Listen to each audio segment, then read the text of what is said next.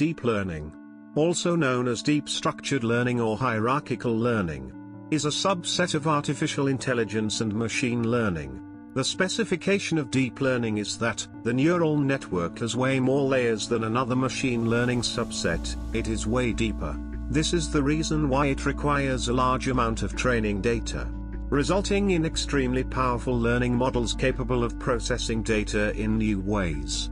But this takes a lot of time and power to train for a machine.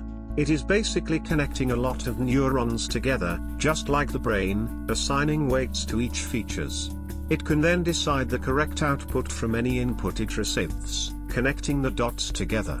Like a detective who links all the clues to find the guilty person. Learning these weights can be done using a supervised, semi-supervised or unsupervised method, which we will see in the next videos.